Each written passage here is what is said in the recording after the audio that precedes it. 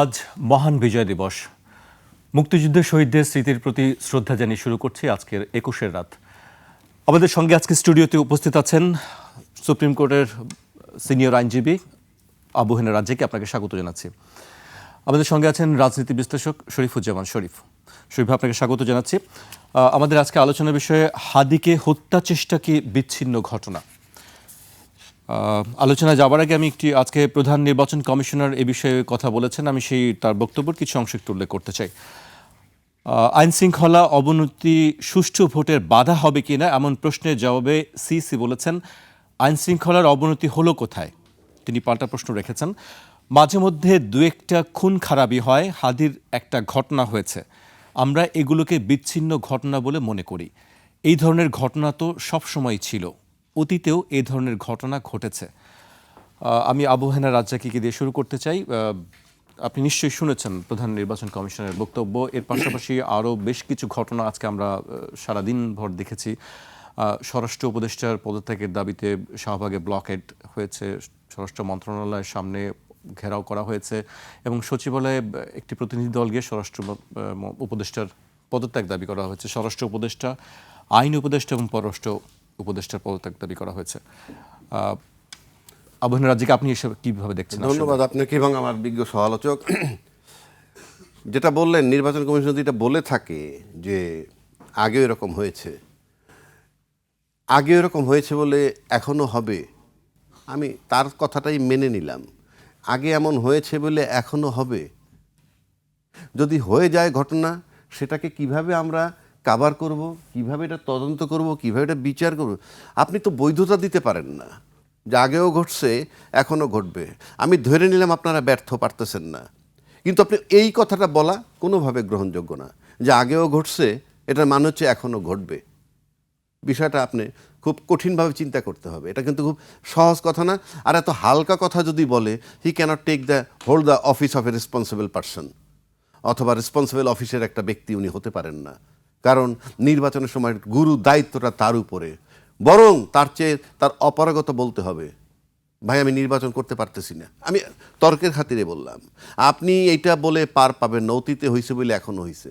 আমি এটা কোনোভাবেই অ্যাকসেপ্ট করব না, নাম্বার ওয়ান। নাম্বার টু, আসেন, আমরা নির্বাচনের সময় দেখি প্রায় ঝুঁকিপূর্ণ সেন্টার থাকে, যেটা রাষ্ট্রীয়ভাবে বলা হয় যে এই সেন্টারগুলো ঝুঁকিপূর্ণ। তো ওই ঝুঁকিপূর্ণ সেন্টারগুলো কিন্তু বিশেষ প্রোটেকশন দেওয়া হয়। তো একইভাবে আপনি যদি একটা প্রার্থীর বেলায় চিন্তা করেন, সেখানে দেখবেন কারা ঝুঁকিতে বেশি আছে, এটাও বিবেচনা করতে হবে যদি আপনি নির্বাচন তুলতে চান। কারণ আপনি নির্বাচনটা তুলতে গেছেনই এমন একটা সময় যেখানে আপনি সব কিছু ইনকমপ্লিট, আপনার আইন শৃঙ্খলা পরিস্থিতির কোনো উন্নতি হয় নাই, হারানো অস্ত্র উদ্ধার হয়নি। না, সিসি বলেছেন যে বরং আইন শৃঙ্খলা পরিস্থিতির অবনতি না উন্নতি হয়েছে। উনি বললে তো হবে না, আমি তো ওনাকে খণ্ডাচ্ছি। যেই থানা লুট হইল না, থানা লুট হয়ে বেশ কিছু অস্ত্র গেছে, থানার অস্ত্র। আচ্ছা, এই অস্ত্রগুলো কিন্তু উদ্ধার হয়নি, এক। দুই, এটা কিন্তু পুলিশের নৈতিক দায়িত্ব, তাদের অস্ত্র লুট হয়ে যাওয়ার পর তারা উদ্ধার করতে পারে নাই কিংবা করেনি। এটা আমি মানব না এই কারণে যে আপনি দেখেন, কয়দিন আগে আপনার মা এবং মেয়েকে হত্যা করে চলে গেছে একটা বাসার কাজের মেয়ে, এবং স্কুল ড্রেস পরে পালিয়েছে, এবং তাকে কিন্তু পুলিশ 2 দিনের মধ্যে ধরছে। তাহলে সরকার কি বলছে যে কাজের মেয়ের মা মেয়েকে মেরে যে মেয়েটা পালায়ে গেছে তাকে ধরো, আর হাদিকে যে গুলি করছে তাকে ধরো না? এই ওপিনিয়নটা আমাদের জানা দরকার। বিশ্বাস করেন, আমি কারো পক্ষে কথা বলতে আসিনি। আপনি কাজের মেয়েটাকে ধরতে পারলেন, কাজের মেয়েটাকে ধরে আনলেন, তাহলে কি এই স্বরাষ্ট্রমন্ত্রী কিংবা সরকার বলেছে যে তোমরা কাজের মেয়েটাকে ধরে দেখাও তোমাদের দক্ষতা, কিন্তু হাদির খুনিকে ধরো না? ধরবে না কেন? আমি কথাটা বোঝার চেষ্টা করেন। এটা কি সরকার বলেছে নাকি? আমি সেই প্রশ্নটা করছি। একই পুলিশ তো, কাজের মেয়েকে আপনি ধরলেন কিন্তু হাদির হত্যাকারীকে ধরতে পারলেন না। এটা স্বরাষ্ট্রমন্ত্রী কি ওটাকে ধরতে বলছে, এটাকে নিষেধ করছে? আমি সেই প্রশ্নটা করছি, এবং এই প্রশ্ন আমি মিডিয়ার কাছেও করলাম। আপনার স্বরাষ্ট্রমন্ত্রীকে জিজ্ঞেস করতে পারেন, অথবা আপনি পুলিশের আইজিকে জিজ্ঞেস করেন, অথবা মাঠে ম্যাজিস্ট্রেসি পাওয়ার নিয়ে আর্মি আছে, সে আর্মি প্রধানের সাথে আপনারা বসতে পারেন। যে ঘটনাটা কি, মাঠে ম্যাজিস্ট্রেসি পাওয়ার নিয়ে আর্মি আছে এবং 111-এর সময়ও মাঠে পাওয়ার নিয়ে আর্মি ছিল, দুইটার ভিতরে একটা পার্থক্য পাওয়া যায়। তখনকার মাটি কাঁপতো, এখনকার মাটি কাঁপে না। আপনাদের কি পুলিশকে, আর্মিকে কি নিষেধ করা হয়েছে নাকি যে অস্ত্রটা উদ্ধার করো না? মানে সরকার থেকে বলা হয়েছে কিনা তাদেরকে জবাব দিতে হবে। তো কেউ কেউ আমাকে বলছেন প্রধান উপদেষ্টাকে প্রশ্ন করলে উনি কোনো উত্তর দেন না। প্রধান উপদেষ্টাকে উত্তর দেওয়ার দরকার নাই তো, উনি যখন দেন না তাকে রাজনীতিবিদরা ঘেরাও করে ধরবে আমি মনে করি। কারণ কি আপনাকে বলি, যে ঘটনা আজকে ঘটছে হাদিকে নিয়ে, মানুষ এখন সব আতঙ্কিত, কার জীবনে কখন কি ঘটে যায়। আপনি চিন্তা করেন ইউনূস সাহেব ব্যর্থ, আমি পরিষ্কার বলে দিচ্ছি যে উনি প্রশাসন নিয়ন্ত্রণ করার ক্ষেত্রে একেবারেই ব্যর্থতার পরিচয় দিছেন। অন্য কিছু কাজ তার ভালো আছে, অফকোর্স সেটাকেও সাপোর্ট করতে হবে। আপনি মনে করেন মৃত্যুদণ্ড দিছে পতিত সরকার প্রধানের, তারপরে আপনি আর্মিদের বিরুদ্ধে উনি অ্যাকশন নিতেছেন, বিডিআর তদন্ত করছেন, রিজার্ভ ফান্ড বাড়িয়েছেন, সব ঠিক আছে, ভালো কাজ। কিন্তু আমি এর আগের টকশোতে আওয়ামী লীগ সময় বলেছি মানুষের জীবন খুব গুরুত্বপূর্ণ। অর্থাৎ আমি কুড়ে ঘরে থাকতে রাজি আছি কিন্তু বিনা বিচারে কোনো লোক মারা যাবে না। আমি কুড়ে ঘরে থাকতে রাজি আছি, বিনা বিচারে সেনা অফিসার মারা যাবে না। আমি কুড়ে ঘরে থাকতে রাজি, শাপলা চত্বরের লোক হত্যা হবে না। পরিষ্কার কথা। আমরা সেই জায়গাটায় নিশ্চিত হয়েছি কিনা, ইলেকশন কমিশন বলুক যে নির্বাচন জন্য উপযুক্ত পরিবেশ আসে, আইন শৃঙ্খলা পরিস্থিতি উন্নতি হয়েছে, রাজনীতিবিদরা কি মনে করেন এখন পর্যন্ত রাজনীতিবিদরা কি চ্যালেঞ্জ করতে পারছেন, সিনা উঁচু করে বলতে পারেন যে হ্যাঁ হাদির গায়ে গুলি লাগছে, নো ম্যাটার, বাট নির্বাচনের জন্য লেভেল প্লেইং ফিল্ড, নির্বাচনের জন্য আইন শৃঙ্খলা পরিস্থিতি যা বুঝায় সব ঠিক আছে, রাজনীতিবিদরা কি বলতে পারছেন? ওই ঘটনার পরে কোনো রাজনৈতিক দল এই ধরনের বক্তব্য দেয়নি। আমি তো সেটাই আমি দিতে বলিনি, কথাটা বোঝেন, আমি দিতে বলিনি। আমরা তো নির্বাচনে যাচ্ছি, সেটা নির্বাচনে যাওয়ার জন্য যে পরিবেশ দরকার সেটা আছে কি না সেইগুলো এডমিট করতে হবে। কারণ জামাতে ইসলাম বলতেছে লেভেল প্লেইং ফিল্ড নাই, তার ভিতরে আমরা নির্বাচনে যাচ্ছি। হাদির গায়ে গুলি, এটা যদি চলমান থাকে, ইউনূস সাহেব তো নির্বাচন হলে ফেব্রুয়ারিতে নির্বাচন হবে, কোনো গ্যারান্টি আছে যখন ফুল স্টপ হয়েছে যে হাদির পরে আর কোনো ঘটনা ঘটবে না? যদি এগুলা ঘটতে থাকে, কথার কথা বলি, যদি ঘটতে থাকে তাহলে ফেব্রুয়ারি পর্যন্ত এটা মেনে নিব? তাহলে আমাদের রাজনীতিবিদ, আমাদের সুশীল সমাজ, আমাদের কি কোনো দায়িত্ব নাই? আমাদের তো নৈতিক দায়িত্ব এখন একটাই হতে পারে যে নির্বাচন আমরা পরে করব, আগে এই সরকারকে, ব্যর্থ সরকারকে হটাইতে হবে। বিষয়টা কি সেরকম হওয়া উচিত না? নাকি আমি নির্বাচন করে ক্ষমতায় যাব, যা খুশি তাই হোক দেশে, তারপরে সরকার তো নির্বাচনের পরে চলেই যাবে? ফেব্রুয়ারি পর্যন্ত অপেক্ষা করলে দেশে যে টার্মোয়েল সিচুয়েশন আরও বাড়বে না, সেটার দায় দায়িত্ব কি শুধু সরকারের? আর আমরা তাকায় তাকায় দেখব? কেন দেখব? এটাই আমার প্রশ্ন। এই কোশ্চেন আমি রাখলাম জাতির কাছে। আজকে তো নির্বাচন করব, আন্দোলন করে কারা? ছাত্ররা আন্দোলন করে, রাজনীতিবিদরা আন্দোলন করে। সুতরাং আমি তো বলছি ইউনূস সাহেব 100 ভাগ ব্যর্থ, উনি সামনে আর কিচ্ছু দিতে পারবেন না, আমি একেবারে নিশ্চিত করে দিচ্ছি। ওনার কথায় আইন শৃঙ্খলা পরিস্থিতি উন্নতি হবে না। এখন সেইটা আমাদের খুব জানা দরকার, যারা আইন শৃঙ্খলা পরিস্থিতির নেতৃত্বে আছে, টপে, পুলিশের টপ আইজি, আর্মির টপ আইজি, আর্মি চিফ। কিন্তু হবে না কেন? আপনি বলছেন যে হবে না, কিন্তু ওনার কথা হবে না কেন? উনি তো রাষ্ট্রের সর্বোচ্চ ব্যক্তি। আমি তো বলছি ব্যর্থ সেইটাই তো আমি প্রশ্ন করতে বলছি। সে পারছে না কেন? সে পারছে না কি তার ব্যর্থতা, নাকি তার কথা প্রশাসন শোনে না? বুঝাইতে পারছি আমি? এটাকে ক্লিয়ার করতে হবে জাতির কাছে, পরিষ্কার যে আপনি বলেন আপনার কথা কি শোনে না, নয়তো আর্মি চিফকে আপনি জিজ্ঞেস করেন, একটা ইন্টারভিউ নিতে যান না, আর পুলিশের চিফের কাছে একটা ইন্টারভিউ নিতে যান না যে ঘটনা কি। মাঠে আপনারা আছেন, আপনার কি সরকার নিষেধ করছে? আপনারা পারছেন না কেন? এই প্রশ্ন আপনারা করতে পারেন না? না বাধা আছে কোথাও? না, আমরা তো অবশ্যই করতে পারি, আমরা তো করি, এই প্রশ্নগুলো তো করাই হয় সংবাদ মাধ্যমের পক্ষ থেকে। কোথায় তাহলে উত্তর পান না? উত্তর তো বলা হচ্ছে যে আইন শৃঙ্খলা পরিস্থিতি আগে থেকে ভালো হচ্ছে। আপনি যখন বলেন আইন শৃঙ্খলা ভালো হলে হাদি গায়ে গুলি পড়ে কেন? এটি বলছে বিচ্ছিন্ন ঘটনা। বিচ্ছিন্ন ঘটনা বললে তাহলে তো সরকারের ব্যর্থতা যদি ধরি, সরকারকে সরাই দিতে হবে, তারপর আমরা দেখব। আমি তো ফেব্রুয়ারি পর্যন্ত আই ক্যানট ওয়েট। আপনি নির্বাচন দিবেন ফেব্রুয়ারিতে, ফেব্রুয়ারি পর্যন্ত আই ক্যানট ওয়েট। আমার দেশে আরো 5টা লোক যদি মারা যায়, আমার নির্বাচন বড় না গুলিতে এরকম লোক মারা যাবে? কোনটা বড়? তাহলে সমাধানটা কি? সমাধান বললামই তো, সবাই আমরা বলি সরকার ব্যর্থ, তাহলে সরকারকে আগে সরাই দিই। এখন কেউ যদি বলে রাজ্জাকি সাহেব সরকার সরাইতে চায় মানে আর একটা সরকার আসবে, নির্বাচন হবে, সব দিক থাকবো আমরা? আমার মানে মানে মানে অতর্কিতে মানুষ মরবে, আর আমরা নির্বাচন করে যাব, এবং কখনো যদি এটা বন্ধ না হয় তাহলে কি হবে? খালি লোক পরিবর্তন হবে, লোক মরবে, এক শ্রেণী মারা যাবে। শোনেন, বাংলাদেশের 3টা কাহিনী আমি বলি, শেষ করে দিচ্ছি এই চ্যাপ্টার। 3 শ্রেণীর লোক বাংলাদেশে বসবাস করে। 3 ধরনের মানুষ আমরা বাংলাদেশে আছি। এক ধরনের মানুষ দেশের টাকা দেশে রোজগার করে দেশে ব্যয় করে, সেই রিক্সাওয়ালা হোক, উনি হোক, আপনার মতো সাংবাদিক হোক, ব্যবসায়ী হোক, ব্যাংক তসরুপ করুক, বাট দেশের টাকাটা দেশে রাইখে। আর এক শ্রেণীর লোক হইল বিদেশ থেকে আমার দেশে টাকা পাঠায়, যেটা আমরা রেমিটেন্স হিসাবে পাই। আর এক শ্রেণীর মানুষ হইল দেশের টাকা বাইরে পাঠায়, দেশের টাকা বাইরে পাঠায় এবং সেই টাকাগুলা ব্যাংক তসরুপ করে নিয়ে যায়, আমরা সবাই জানি। এবং এরা হইল সবচেয়ে খারাপ শ্রেণীর ব্যক্তি। এদের সংখ্যা খুব বেশি নয়। এরাই করে এই রাজনৈতিক পরিস্থিতির নিয়ন্ত্রণ। দেশের বাইরে থেকেও রাজনৈতিক পরিস্থিতি নিয়ন্ত্রিত হচ্ছে। অর্থাৎ দেশের টাকাটা যারা বাইরে নিয়ে যায় তারা হলো সবচেয়ে জঘন্যতম শ্রেণীর মানুষ এই বাংলাদেশে যারা আছে, এবং তারা নিয়ে যায় এটা করার জন্য। এটার জন্য আমি একটা কথা বলি আপনাকে, মিডিয়া, আমলা এবং ব্যবসায়ী স্টেক হোল্ডার যারা, ব্যবসায়ী বলতে ব্যবসায়ীদেরও মিডিয়া আছে, আর মিডিয়া নাই এমন ব্যবসায়ীদের শুধু টাকার পাহাড় আছে এবং টাকা তারা বাইরে নিয়ে যায়, what ever the form is. এই 3টা স্টেক হোল্ডারই কিন্তু সবসময় রাজনীতিকে নিয়ন্ত্রণ করে। আপনি দেখবেন কোন নিউজটাকে বেশি প্রচার করবে, কোন নিউজটাকে কম প্রচার করবে, কোন নিউজটাকে ঢেকে ফেলবে। আমার 16 বছরের ইতিহাস বাংলাদেশে এই মুহূর্তে নাই।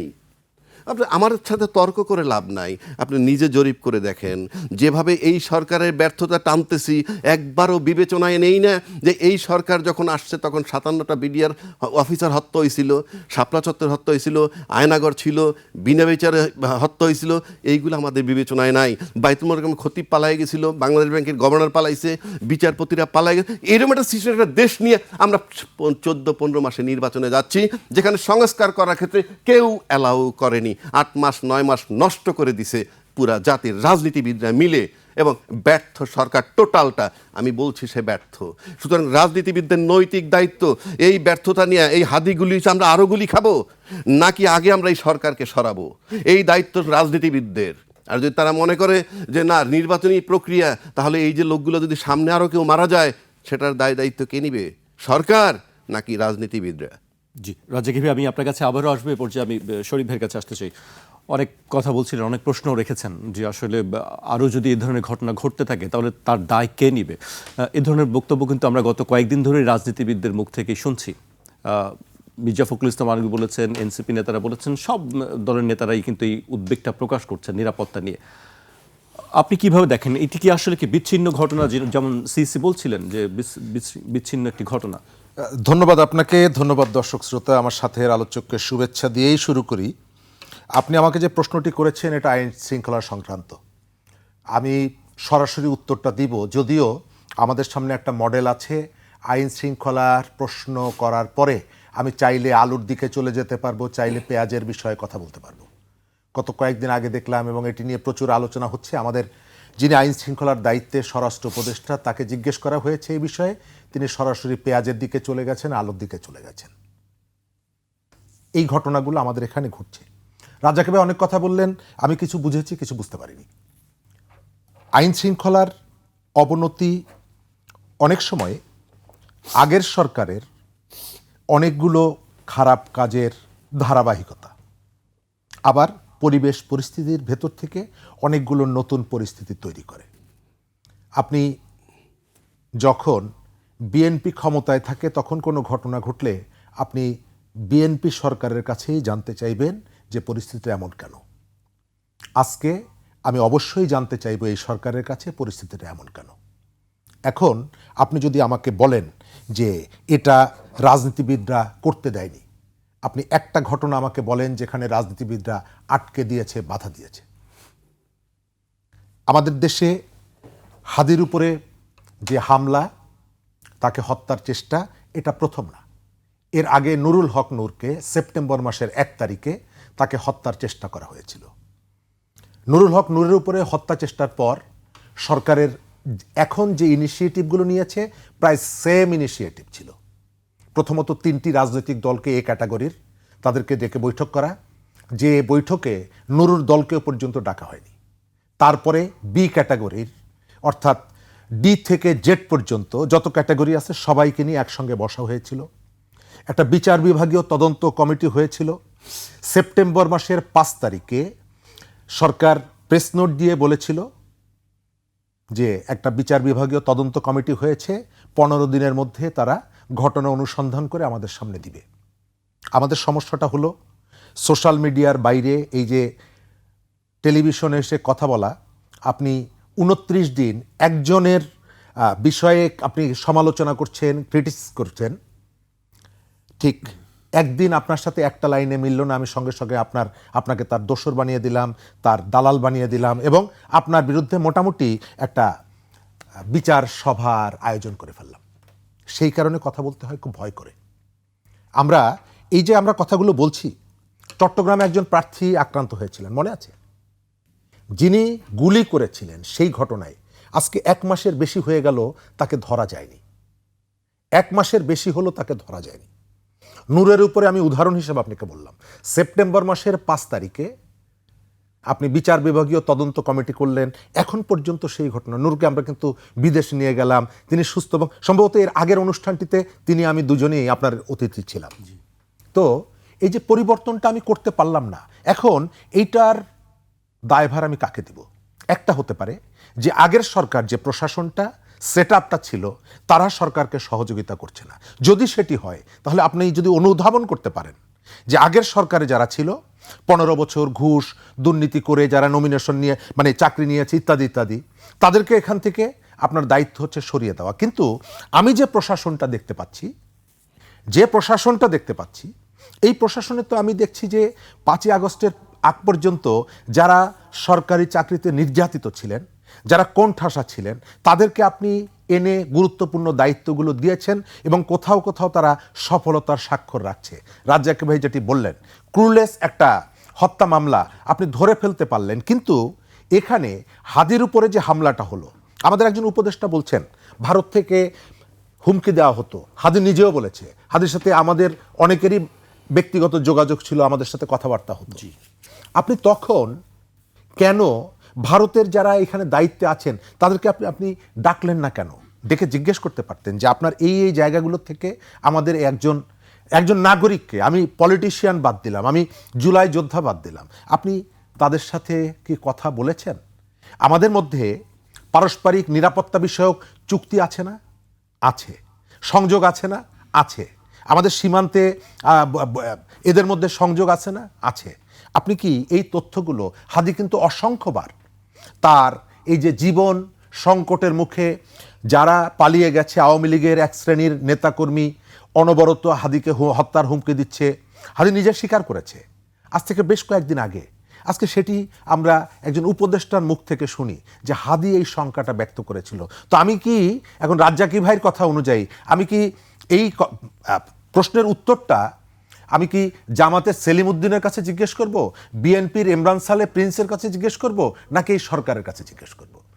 রাজ্জাকি ভাই বলতে চান যে জামাতের সেলিম উদ্দিনের কাছে জিজ্ঞেস করেন অথবা ইমরান সালে প্রিন্সের কথা জিজ্ঞেস করেন। এই প্রশ্নের উত্তরটা না, পলিটিশিয়ান যেহেতু বলছেন, পলিটিশিয়ানরা তো সহযোগিতা করছে সরকারকে সহযোগিতা করছে না তা না, সরকার যে তার যে দায়িত্বটুকু, সেই দায়িত্বটুকু আপনি এখন পর্যন্ত যেটা দেখছেন, এই খুনিদেরকে খুঁজে বের করার জন্য যে ধরনের উদ্যোগগুলো, আমি তো দেখছি মিডিয়া সহযোগিতা করছে, মিডিয়া যে বর্ণনাগুলো দিচ্ছে সেই অনুযায়ী তাদেরকে ধরা হচ্ছে, এবং কোথাও কোথাও দেখা যাচ্ছে যে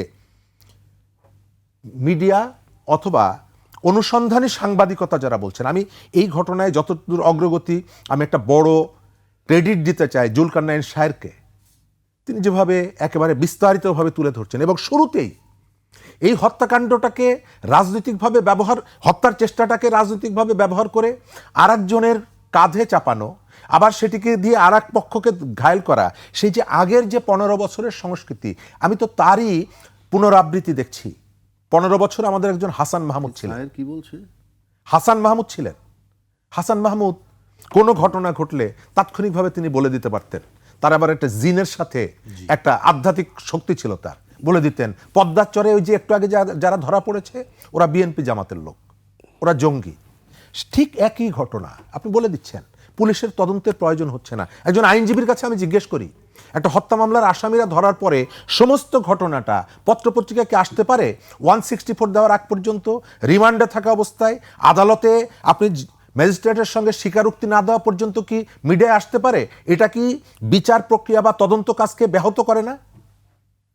তাহলে সেই ঘটনাগুলো, আগের যে ঘটনা, তার পুনরাবৃত্তি এখন আমি আবার দেখতে পাচ্ছি। কিন্তু এটাকে আমরা চেয়েছিলাম? আমরা চাইনি। আপনি যাই বলেন না কেন, পলিটিশিয়ানদের অসংখ্য ত্রুটি আছে, অসংখ্য দোষ আছে, কিন্তু আমি তো এই সরকারটার পেছনে কখনো হাজী সেলিমকে দাঁড়িয়ে থাকতে দেখিনি।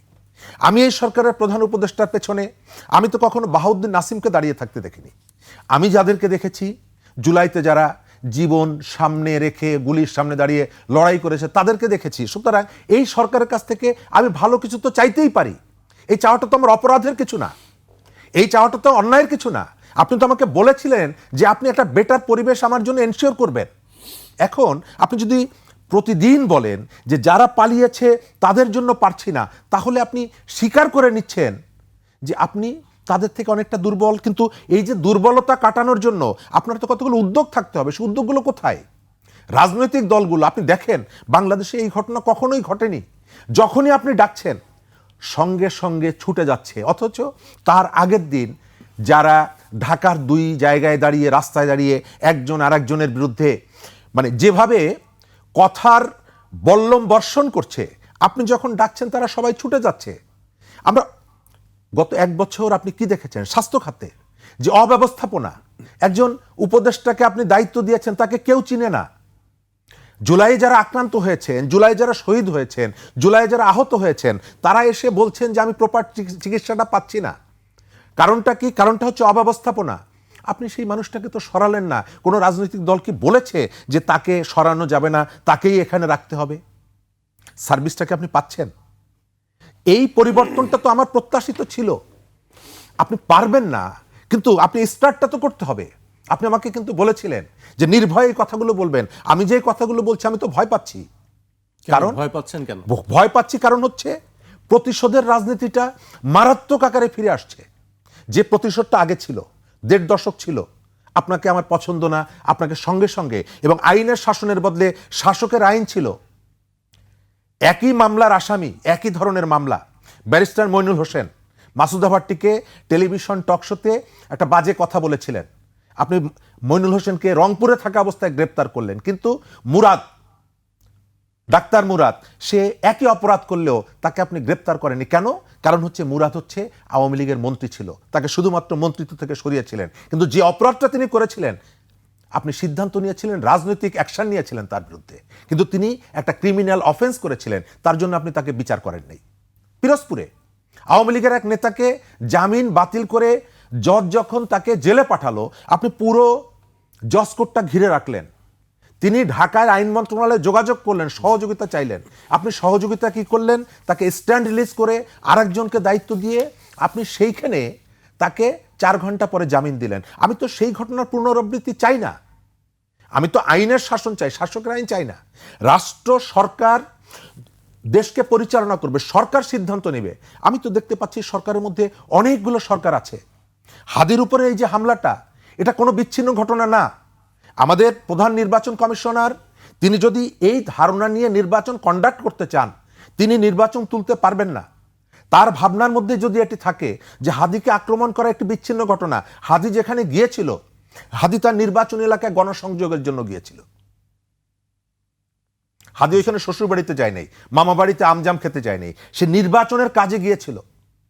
কিন্তু আপনি এখন এসে যে বলছেন এটি বিচ্ছিন্ন ঘটনা, এবং আপনি যদি এটি বলেন এবং এই ভাবনা যদি আপনার বিশ্বাসের জায়গা থেকে বলেন, তাহলে আগামী নির্বাচনটাকে আপনি কোনোভাবেই শান্তিপূর্ণ করতে পারবেন না। এটা রক্তাক্ত নির্বাচন হবে। জি, আমি আবারও আসবো আপনাদের কাছে। আমি এই পর্যায়ে একটা বিরতিতে যেতে হচ্ছে। দর্শক, একটি বিরতি নিচ্ছে, ফিরছি এখনই।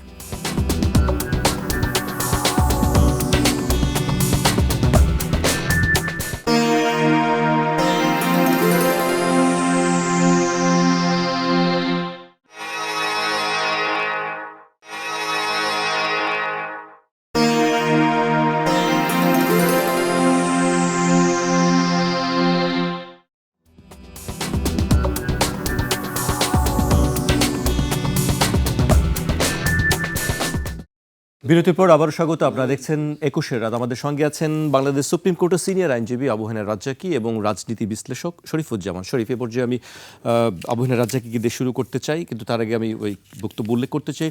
ডাকসু ভিপি সাদিক ক্যাম্প বলেছেন ৩ দফা দাবি নিয়ে আজ স্বরাষ্ট্র মন্ত্রণালয় ঘেরাও করা হয়েছে। ৪৮ ঘন্টার মধ্যে এই ৩ দফা দাবি দৃশ্যমানভাবে বাস্তবায়ন না হলে স্বরাষ্ট্র উপদেষ্টা, আইন উপদেষ্টা ও পররাষ্ট্র উপদেষ্টার পদত্যাগ দাবি করেছেন তিনি, যেটি আমি শুরুতেই বলছিলাম।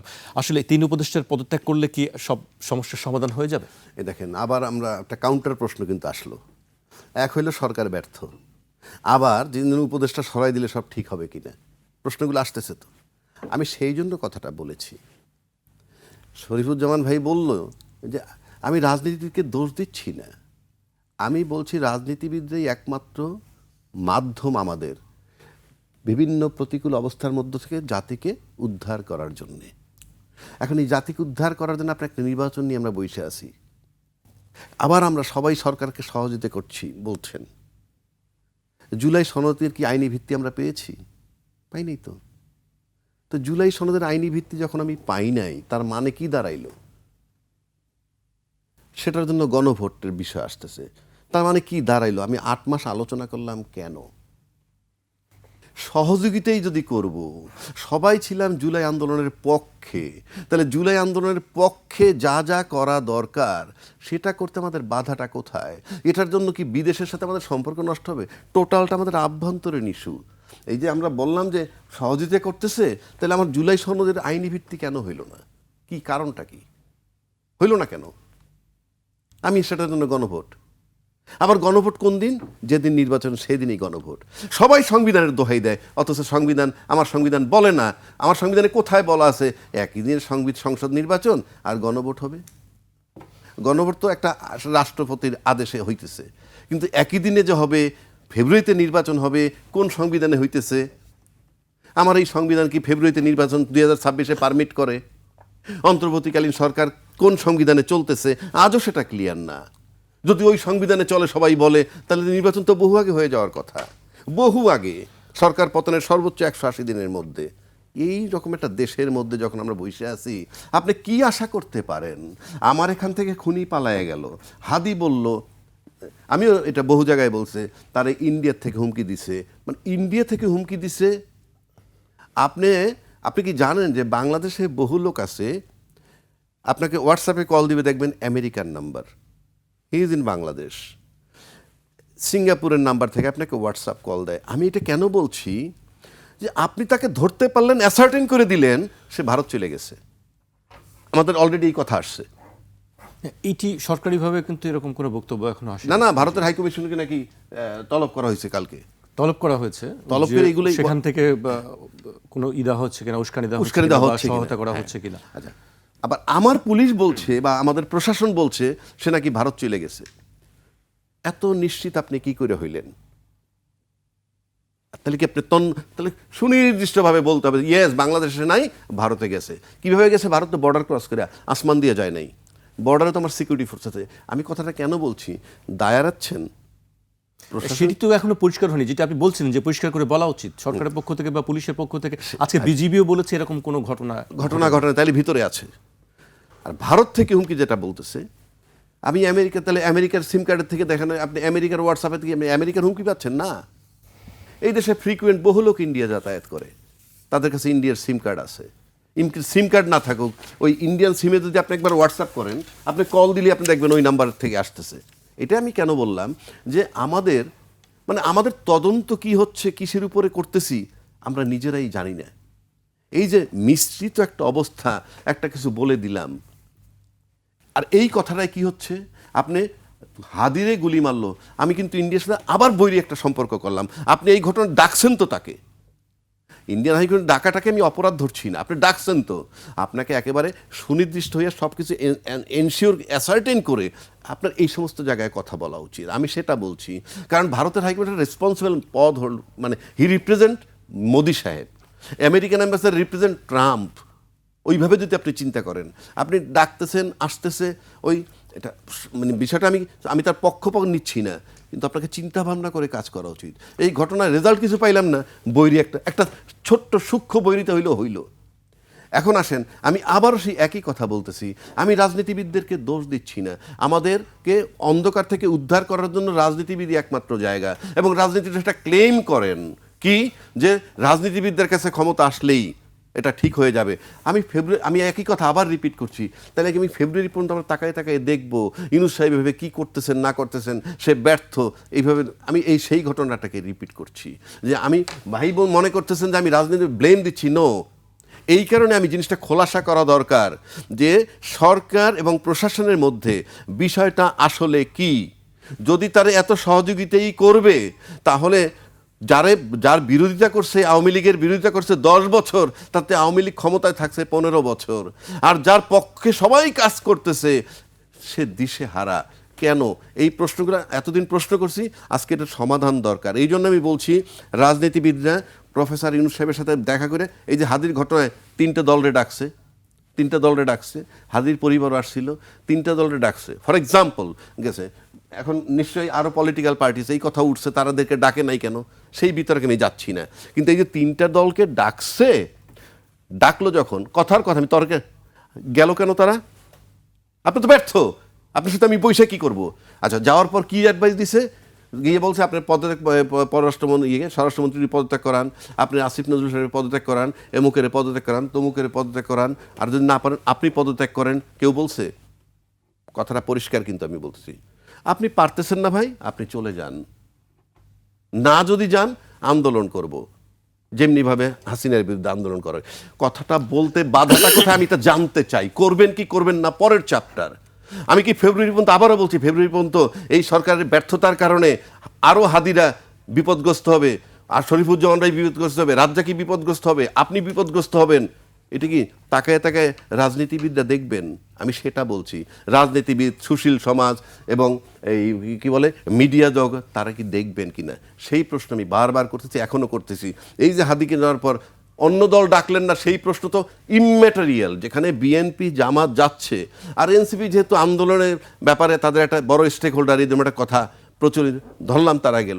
এই দুইটা জামাত, সবচেয়ে বড় কথা বিএনপি একাই তো যথেষ্ট, বিএনপি একা যথেষ্ট যে আপনি ইমিডিয়েটলি আপনার কাজ, আপনি ব্যর্থ, আপনার প্রশাসন কাজ করতেছে না, তারা বারবার সবাই বলি আমরা ব্যর্থ। কি কারণে ব্যর্থ বলেন না, কালকে বলে যে আপনি এগুলো সমাধান করেন, নাহলে আপনি চলে যান, স্বরাষ্ট্রমন্ত্রীর পদত্যাগ করেন। আপনি বলছেন বিএনপি একাই যথেষ্ট, কিন্তু আমরা সেই যথেষ্ট পরিমাণটা দেখছি না। আমি একাই যথেষ্ট বলছি, এই সে সবচেয়ে বড় স্টেক হোল্ডার সেই অর্থে। আমি শরীফুজ্জামান শরীফের কাছে আসতে চাই। আসলে হত্যাকারীরা বা হত্যা চেষ্টাকারীরা পালিয়ে গেছে না দেশে আছে, সেইটি নিয়ে তর্ক চলছে। সেই বিষয়ে আজকে একটি বক্তব্য আছে, আমি সেটি একটু কিছু উল্লেখ করতে চাই।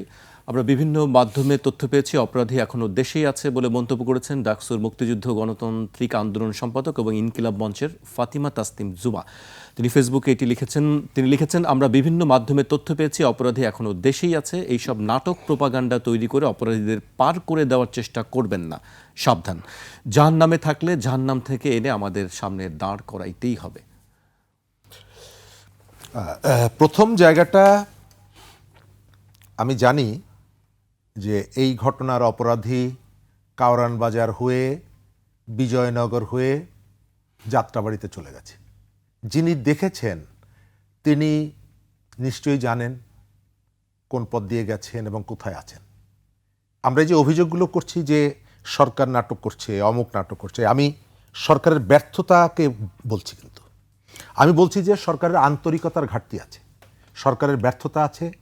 এই দুর্বলতা কাটার জন্য সরকার যে ধরনের উদ্যোগ থাকা দরকার ছিল, সরকার সেই উদ্যোগটা নিতে চাইছে না। নানা ধরনের হয়তো পলিটিক্যাল ইকুয়েশনও তার মধ্যে আছে। আমি যদি জানি, কয়েকটা জায়গা থেকে স্পষ্ট করে বলা হচ্ছে যে তারা ভারতে আশ্রয় নিয়েছে, ভারত থেকে এতদিন হুমকি দিয়েছে, ভারতে আশ্রয় নিয়েছে, এবং আপনি তাদের পররাষ্ট্র যে হাইকমিশনার তাকে ডেকে বলেছেন, তার মানে হচ্ছে আপনি ওই তথ্যটাকে বিশ্বাস করেই কিন্তু আপনি নিশ্চিত হয়েছেন।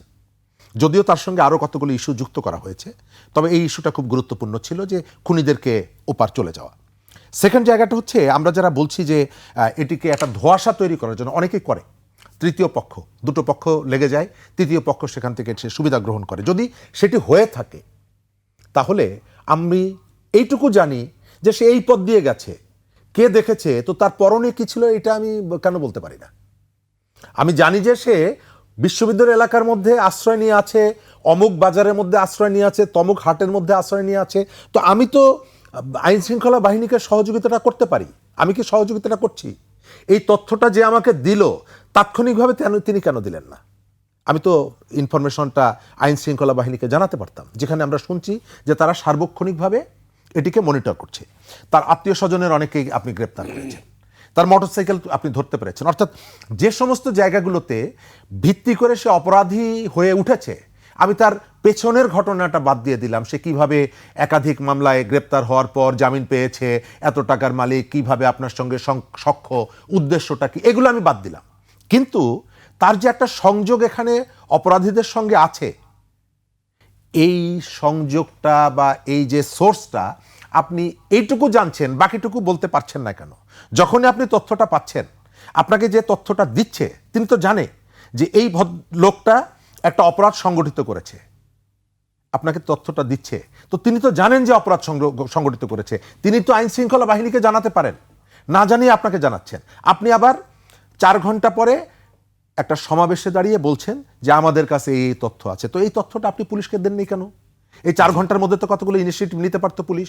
এক, দ্বিতীয়ত হচ্ছে আপনি পেটের মধ্যে একজন, আমরা প্রায় দেখি যে পেটের মধ্যে কাঁচি রেখে ডাক্তার সেলাই করে দেয়, তারপরে ওই রোগী কয়েকদিন পর পর ব্যথায় আক্রান্ত হয় ইত্যাদি ইত্যাদি। আপনি পেটের মধ্যে কাঁচি রেখে সেলাই করে দিয়েছেন। আপনি অপরাধী গ্রেপ্তারের ক্ষেত্রে, অপরাধী ধরার ক্ষেত্রে আপনি গায়ের রং দেখছেন। যে ঘটনাটা আগের সরকারের, আমি অনেকগুলো উদাহরণ আপনাকে বললাম। আজকে মহিউদ্দিন চৌধুরীর মৃত্যুবার্ষিকী, চট্টগ্রামের মেয়র মহিউদ্দিন চৌধুরী, তিনি মারা যাওয়ার পর সেখানে একটা মিলাদের আয়োজন করা হয়েছিল এবং সেই মিলাদে পদদলিত হয়ে 11 জন মানুষ মারা যায়, কোনো আওয়াজ ওঠেনি। কিন্তু প্রথম আলোর একটা অনুষ্ঠানে একজন তরুণ বিদ্যুৎপৃষ্ট হয়ে মারা যান, আপনি প্রথম আলোর পুরো 14 গোষ্ঠী তার আসামি করেছিলেন। কেন? দুটো ঘটনাই ছিল কিন্তু অনাকাঙ্ক্ষিত দুর্ঘটনা। আপনি প্রথম আলো আপনার প্রতিপক্ষ ছিল, আপনি সাইজ করেছেন। সেই যে সংস্কৃতি তার রিপিট হবে এটি আমি আশা করি না। আমি চাই সরকারের এখন পর্যন্ত রাজনৈতিক যে সাপোর্টটা আছে, পাবলিকের জায়গা থেকে যে সাপোর্টটা আছে, কিন্তু আমি দেখতে পাই সেটিকে ব্যবহার করে সরকার অনেকগুলো জায়গায় উদ্যোগ নিতে পারতো। আপনি পোশাক পাল্টিয়ে ফেললেন, কই আমি তো তার সার্ভিসটা পাচ্ছি না। রাজ্জাকি ভাই বললেন যে সেনাবাহিনী মাঠে আছে, আমরা কি শুনেছি যে এই ধরনের সরকারের কড়া কোনো নির্দেশনা শুনেছি? যে বাহিনীগুলো দায়িত্ব পালন করতে পারছে না, এই বাহিনী, আপনার পুলিশের একটা ভঙ্গুর অবস্থা, কিন্তু তার সাথে আপনি তো একটা শক্তিশালী বাহিনীকে যুক্ত করে দিয়েছেন, সেনাবাহিনীকে। আপনি কি নির্দেশ দিচ্ছেন তাদেরকে, নাকি আপনি নির্দেশ দিচ্ছেন গায়ের রং দেখবা, গায়ের রং দেখে তাকে ধরবা, তাকে ধরতে পারবা? আমি শেষ করব রাজ্জাকি ভাইকে দিয়ে একটি বক্তব্য উল্লেখ করতে চাই। গত 2-3 দিন ধরেই বেশ আলোচিত সারা বাংলাদেশে এই বিষয়টি। আপনারা ভোট দিলে বিএনপিকে দেবেন, না দিলে ঘরে শুয়ে থাকবেন, কিন্তু আপনারা আমাদের চোখের সামনে দিয়ে ওই জামায়াত রাজাকারকে ভোট দেবেন না, আর আপনারা বাড়িতে শান্তিতে থাকবেন। ওই শান্তিতে কিন্তু আমি থাকতে দিব না। শনিবার উপজেলার বাংলাবাজার এলাকায় ব্যক্তিগত কার্যালয়ে এক নির্বাচনী সভায় বক্তব্যের সময় কথা বলেন শরীয়তপুরের নড়িয়া উপজেলা বিএনপি সাংগঠনিক সম্পাদক মতিউর রহমান ওরফে সাগর। এই কথাটা তো নিঃসন্দেহে একটা অফেন্সিভ কথা। এতে প্রথম হইল আমার ভোট আমি দেব, যাকে খুশি তাকে দিব, সেখানে উনি বাধা দিচ্ছেন। নির্বাচনী আচরণ বিধির সুস্পষ্ট লঙ্ঘন বলছেন। অফকোর্স সুস্পষ্ট লঙ্ঘন, 1 নম্বর। 2 নম্বর, তার সাথে সে তার আবার একটা অ্যাগ্রেসিভ অ্যাটিটিউড শো করছেন। সেটা সে পুরা বাংলাদেশে কার্যকর করতে পারবেন কিনা দ্যাট ইজ ইমেটেরিয়াল, বাট তারও ওখানকার জন্য প্রযোজ্য। তো আমরা এটা আলোচনা করার পর হয়তো কালকে শুনবো ওটা ওনার নিজস্ব বক্তব্য। তিনি অবশ্য বলেছেন যে এটি এআই দিয়ে তৈরি করা। যাই হোক, প্রত্যাখ্যান করেছেন উনি যদি এআই দিয়ে বলে থাকেন যে এআই দিয়ে বলছে, এআই দিয়ে তো ভালো কথাও বলানো যায়। এআই দিয়ে তো মিস্টার এক্সওয়াইজের যদি বইলে থাকে, তো এআই দিয়ে তো ওনরাও বলাইতে পারে। যারা করছে এআই দিয়ে তারা তো তাদের পক্ষের লোকেরা নিশ্চয়ই করেনি, এটা তৃতীয় পক্ষের একজনে করছে তাকে ক্ষতিগ্রস্ত করার জন্য। তাহলে তারাও তো এআই দিয়ে আরেকজনের ক্ষতিগ্রস্ত করার জন্য বা আরেকজন সম্পর্কে এরকম স্টেটমেন্ট দিতে পারে। বিষয়গুলা এরকম না বোধ হয় যে কথায় কথা আমাদের দেশে এখন এআই হয়ে যাবে। এআই হচ্ছে না তা না, সেই চ্যালেঞ্জ আমি করছি না, কিন্তু এআই দিয়ে যদি আমি তার বিরুদ্ধে বলাইতে পারি, তো উনিও তো এআই দিয়ে আমার বিরুদ্ধে বলাইতে পারে। একই জিনিস। কাজেই আমরা প্রাথমিকভাবে এইটাই ধরে নিব। এখন যদি উনি বলেন যে এআই দিয়ে বলছে, আমি বলি নাই, আমার কাছে মনে হয় না এআই দিয়ে একেবারে বাংলাদেশে বসে এআই দিয়ে হুবহু আপনাকে বানাবে, হয়তো আপনার সেই কাছাকাছি 50% 60% মিলতে পারে, কিন্তু উন্নত বিশ্বের এআই আর আমার দেশের এআই আমার কাছে মনে হয় না এখনও সেই জায়গায় গিয়ে পৌঁছেছে। সুতরাং এখন বক্তব্য যদি ওনার না হয়ে থাকে উনি বলুক যে এআই দিয়ে করছে, কিন্তু একবার যদি সোশ্যাল মিডিয়ায় চলে আসলো কেন, এই পারসেপশনটা কেন মানুষের, এই যে এআই দিয়ে বানাইছে সেটা তো ব্যক্তিরা বানাইছে বা কোনো দল বা কোনো গোষ্ঠীর পক্ষ থেকে বানাইছে, একটা পারসেপশন তো হয়েছে, এই পারসেপশনটা তাদের ব্যাপারে হচ্ছে কেন? শেষ প্রশ্ন আসে, নির্বাচন নিয়ে আপনি কোনো শঙ্কা দেখছেন কি? আজকে সিইসি বলেছেন নির্বাচন নিয়ে কোনো শঙ্কা নেই, একেবারে শেষ। আমার কাছে মনে হয় না নির্বাচন মানে সিইসি কিসের উপরে বলতে তা না, আমি এর আগেও এক টকশোতে বলেছি এখন যেভাবে চলছে দেশ এবং এটা যদি চলমান থাকে, এবং আমি বলছি প্রশাসনিক দিক থেকে গভর্নমেন্ট ফুল স্টপ, আপনি তার কাছ থেকে বাড়তি কোনো ডেভেলপমেন্ট পাবেন বলে আমি ব্যক্তিগতভাবে বিশ্বাস করি না। এর ভিতর একটা বিষয় আমি একমত, যদি সরকারের মধ্যে সরকার থেকে থাকে সেটা কাল্পনিক, থাকাটা স্বাভাবিক।